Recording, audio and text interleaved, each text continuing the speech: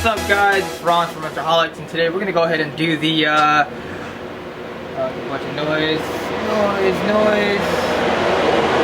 worry about it, but yeah, we're about to do the coolant temp sensor upgrade.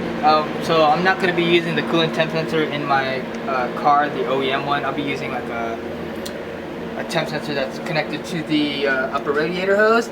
So pretty much you're going to just need a coolant temp sensor adapter, which is I just got this glow shift one. It's a 32mm. It should be the same diameter as the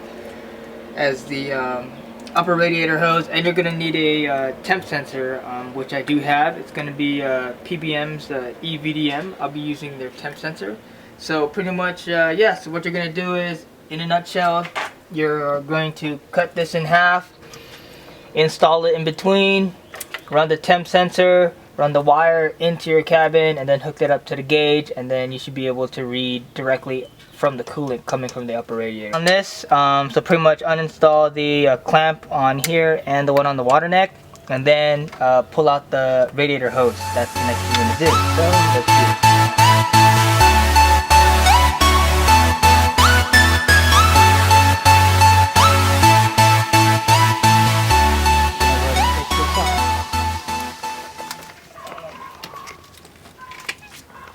Might be hard at first. All you gotta do is really just break the seal that it made and pull out.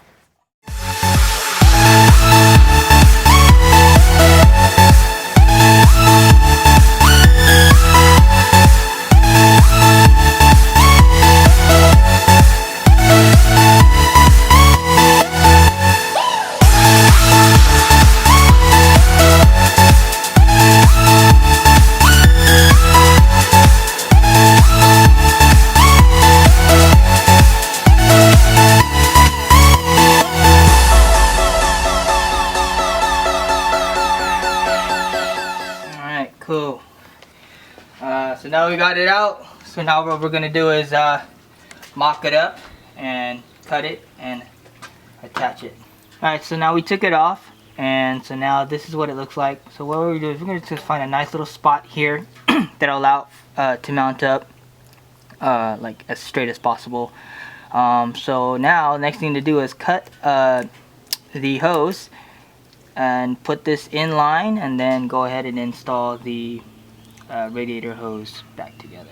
So we're going to go ahead and cut it. Alright, so I mapped it out. I'm going to probably cut it around halfway and try to get it as straight as possible. So we're probably going to have to cut it like that. Cut it right here, and then we're just going to have to measure it out and see which one works. Alright, so here it is. Right there.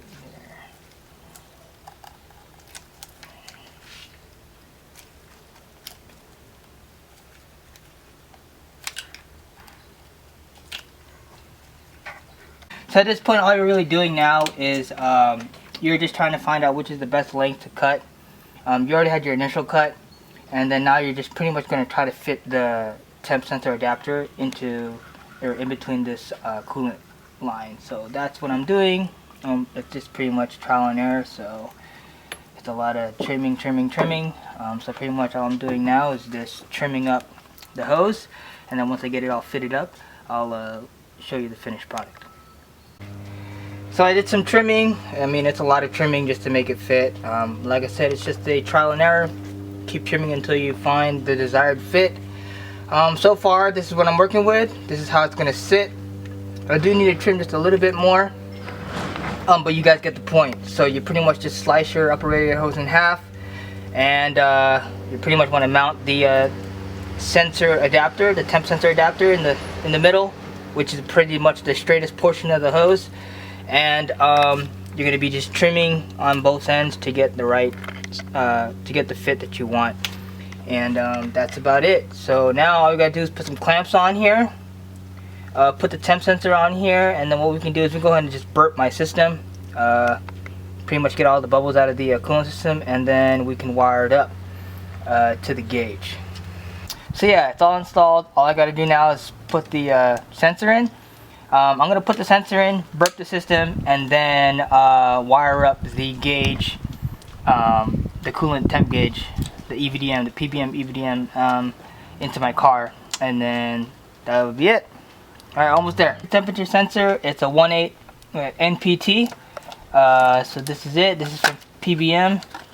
So this is what the temperature sensor looks like. All you're going to do now is just install it into the temperature sensor adapter, and then the harness clicks into this harness, and then the rest of it connects to the PBM EVDM. So there it is. Alright. So before I install it, I'm just going to put some plumber's tape on here. A lot of people say you do and you don't have to do this. To be honest with you, I think it's a personal preference, because it's actually going to be reading off of the tip and not the threadings. So it really doesn't matter if you do it or not. Damn,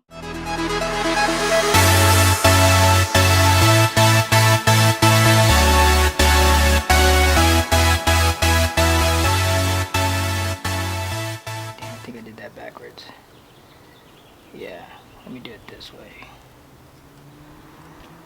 Okay.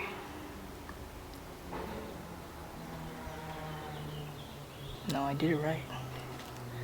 Man. So yeah, now I'm just installing it right now.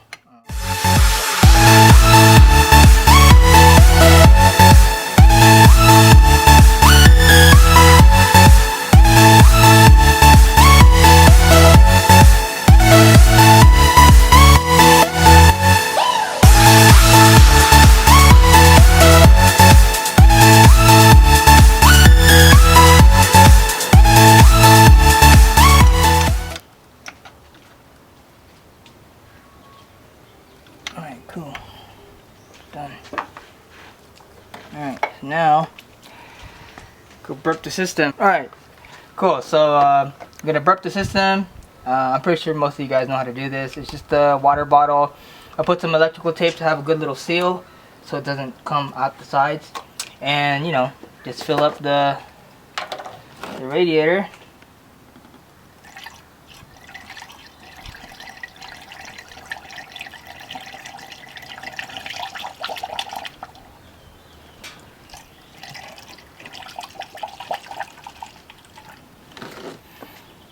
Turn on the system.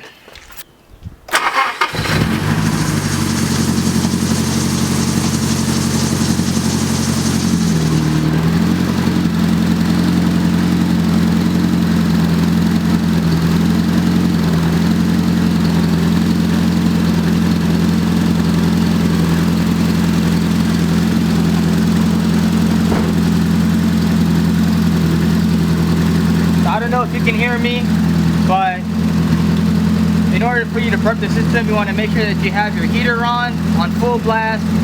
Obviously take off the radiator cap. You gotta have a little burper, and then you gotta let it run. And then pretty much you give a little massage on the pipe. Sometimes they get the bubbles in your face. That's pretty much what you're gonna do until you don't see any more bubbles come up. Yeah, so it's gonna be pretty boring. I'm gonna cut the video and then show you when it's all done. Alright, so I went ahead and disconnected everything, made sure there's no leaks, and so now all I had to do now is connect this harness right here. So there's the plug connector right there, and I just ran it into my car. So that right there used to be the hood latch cable. Since I no longer use my hood latch, that's primarily how I get all the wires into my car without having to drill a new hole through the firewall.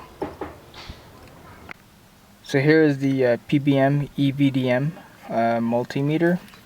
Here's the harness. It's already connected.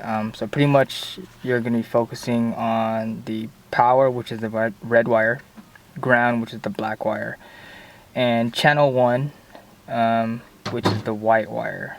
The white wire is going to signify the channel specifically for the temp gauge. So whether you use this for a oil temp or a coolant temp, you're just going to connect to the white wire because that's a signal that's coming off of that sensor. As far as the other ones, it's also a pressure gauge. So the other wire, I forget which one it is, but it'll run the pressure sensor. So power, ground, signal, and you're all good to go. So yeah, that pretty much just wraps up the how to do this. If you have a different gauge, it's going to be the same. If you use what is that other gauge, like the autometer one, it's going to have the same thing, power, ground, and a signal, and then you just have to mount them up. So whichever way how you want to do that, and whichever gauge you get, just follow the directions that come with it. But yeah, so hope this helps, and if you guys have any other questions, just put in the comments. I do read them, and hope to see you next time. Deuce.